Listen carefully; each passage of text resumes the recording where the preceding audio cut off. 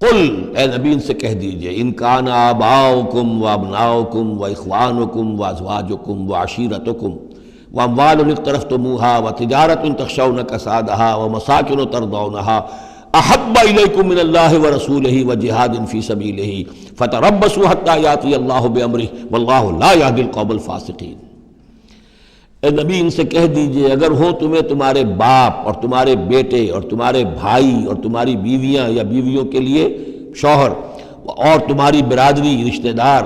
اور وہ مال جو تم نے بہت محنت سے کمائے ہیں، جمع کیے ہیں، وہ تجارت جس کے مندے کا تمہیں خطرہ رہتا ہے، ڈرتے رہتے ہو، اور وہ حویلیاں اور وہ محل جو تم نے بنائے ہیں تمہیں بہت پسند ہیں، مساکن ترضونہا،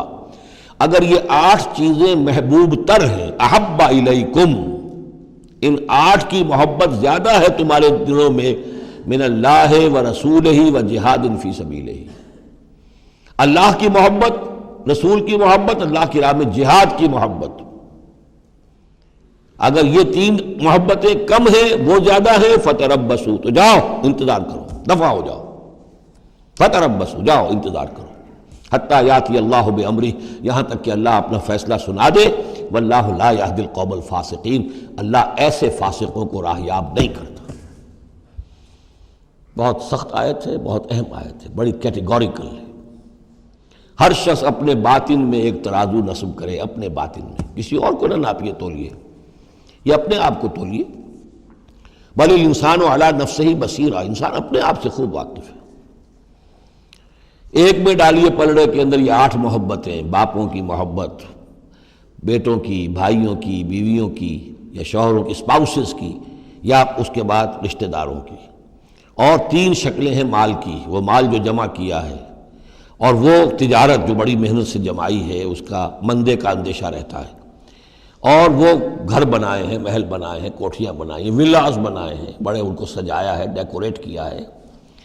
اگر ان 8 چیزوں کی محبت تمہارے دل میں زیادہ ہے، اللہ کی محبت، اس کے رسول کی محبت، اللہ کی راہ میں جہاد کی محبت سے، یہاں یہ تیسری چیز ہے کانکریٹ۔ پہلی 2 تو آپ کہہ سکتے ہیں میرے دل میں بڑی محبت ہے، آپ کو کیا پتہ، ٹھیک ہے بھائی، ہو سکتا ہے ٹنوں محبت ہو اللہ کی آپ کے دل میں، اور رسول کا بھی عشق ہو سکتا ہے کہ ٹنوں ہو آپ کے دل میں،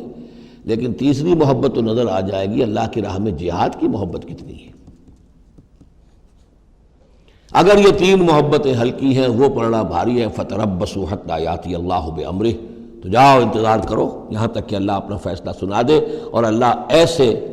فاسقوں کو، ایسے ناہنجاروں کو، ایسے سرکشوں کو اللہ تعالیٰ ہدایت نہیں دیتا۔ یہ سیلف اسیسمنٹ سکیم ہے، ہر شخص خود اپنا جائزہ لے، کہاں کھڑا ہے،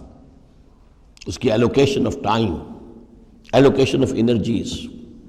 اپنی صلاحیتیں کہاں لگا رہا ہے، کہاں کھپا رہا ہے، کس کام میں لگا رہا ہے۔ اسی کو پھر علامہ اقبال نے ایک شعر میں جمع کر دیا ہے، یہ مال و دولت دنیا، یہ رشتہ و پیوند، بتان وہم و گما، لا الہ الا اللہ۔ مال و دولت دنیا کی 3 شکلیں، دولت جیسے بھی ہو، ایسٹس ہوں، بینک بیلنس ہو، سٹاکس ہوں، جو بھی ہو، یہ مال و دولت دنیا۔ نمبر 2 جائیداد ہے، نمبر 3 بزنس ہے یا کیریئر ہے، پروفیشن ہے، اور رشتہ و پیوند جو سب سے قریبی ہو سکتے ہیں، باپ، بیٹا، بھائی اور اسپاؤس، اور جو بھی اور رشتہ دار ہیں۔ یہ مال و دولت دنیا، یہ رشتہ و پیوند، بتان وہم و گما، یہ صرف بت ہیں، ہمارے اپنے وہم کے، توہم کے، ان کی کوئی حقیقت نہیں ہے۔ بتان وہم و گما، لا الہ الا اللہ۔ اگر لا الہ الا اللہ کی شمشیر سے ان بتوں کو آپ توڑ نہیں دیں گے، اور جب تک ٹھیک ہے، حق ہے ان کا، بیوی کا حق ہے، اولاد کا حق ہے، ان لنفسک علیک حقا، لیکن وہ تابع رہے، ان 3 چیزوں کے تابع رہے، تب تک ٹھیک ہے۔